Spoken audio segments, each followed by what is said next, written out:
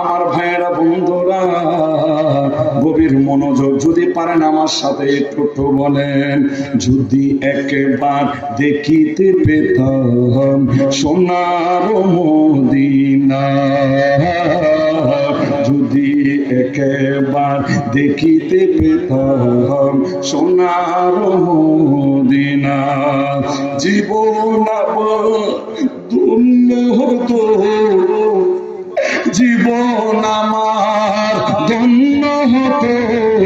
দেখে নবীর নওয়াজা,